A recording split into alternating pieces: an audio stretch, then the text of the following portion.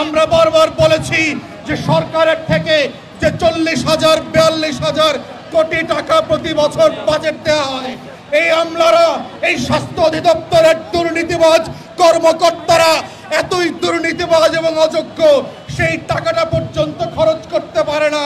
প্রতি বছর দেখেছি 12 থেকে 14,000 কোটি টাকা ফেরত দেওয়া হয়। তাহলে যেই ডাক্তাররা আজকে 25,000 টাকার স্কলারশিপ, 50,000 টাকা চাচ্ছে, তার 120 কোটি টাকাটা কেন আপনারা খরচ করতে পারছেন না?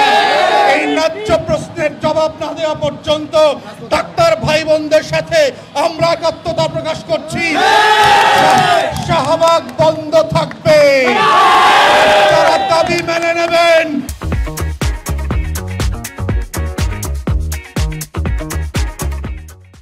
ডাক্তাররা হাসপাতালে যাবে না, রোগী দেখবে না, চিকিৎসা দেখবে না, এটাই ন্যায্য দাবি। কারণ আপনারা তাদেরকে বাধ্য করেছেন আজকে রাস্তায় আসতে।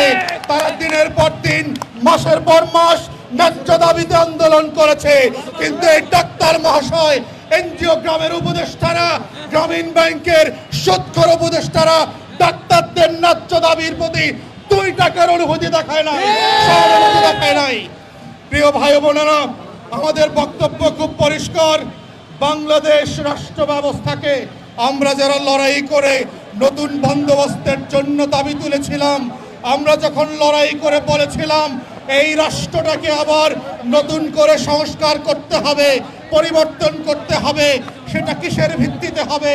এটার ভিত্তি হতে হবে আমাদের নাগরিকদের সেবা দেওয়ার মধ্য দিয়ে, এবং প্রতিদিন প্রতি রাতে 24 ঘন্টা জেগে ঘুমায়ে যারা মানুষকে সেবা দেন, সেই মানুষের জন্য 36 ঘন্টা দায়িত্ব পালন করার পরেও তারা ন্যায্য দাবিতে রাস্তায় আসতে হয়।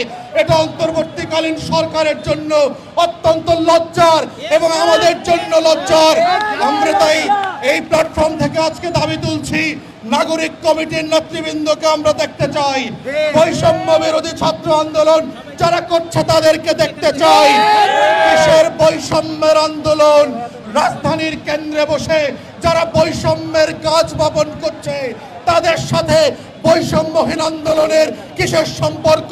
তারা এখনো এসে এখানে একাত্মতা প্রকাশ করে নাই। তারা এখনো ডাক্তারদের সাথে, তার দাবির সাথে ন্যায্যতার ভিত্তিতে অধিদপ্তর এবং উপদেষ্টাদেরকে বাধ্য করতে পারে নাই 25,000 টাকা 50,000 টাকায় রূপান্তর করবার জন্য। তাই আমরা আজকে পরিষ্কার করে বলতে চাই, শেখ হাসিনা পরবর্তী বাংলাদেশের যেই পুনর্গঠনের লড়াই এবং বক্তব্য আমরা দিয়ে আসছি, আমরা দেখতে পাচ্ছি দুঃখজনকভাবে প্রত্যেক দিন এবং প্রত্যেক রাতে যারা আমার নাগরিকদেরকে বাঁচিয়ে রাখেন, অসুস্থ হলে সুস্থ করেন, চিকিৎসা দেন, ভারত ভিসা বন্ধ করে দেওয়ার পরেও বাংলাদেশের রোগীরা চিকিৎসা না পেয়ে রাস্তায় রাস্তায় মরে যায় নাই। যাদের জন্য মরে যায় নাই তারা হচ্ছে এনারা, যারা দিন রাত চিকিৎসা দিয়ে আমার দেশের নাগরিককে সুস্থ করে তোলেন, যারা দিন রাত চিকিৎসা এবং সেবা এবং শ্রম দিয়ে বাংলাদেশকে সুস্থ করে রেখেছেন, তাদেরকে সুস্থ করে রাখবার দায়িত্ব হচ্ছে এই রাষ্ট্রের। যারা ডাক্তারদেরকে সুস্থ রাখার দায়িত্ব নিতে পারবেন না, তারা রাষ্ট্রের সুস্থতার দায়িত্ব নেওয়ার যোগ্য না।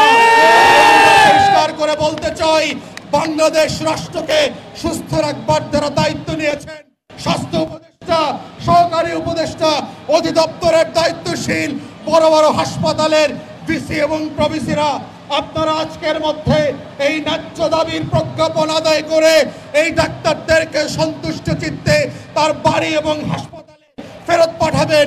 এই আহ্বান রেখে আমার বক্তব্য এখানে শেষ করছি। সবাইকে অসংখ্য ধন্যবাদ। আসসালামু আলাইকুম।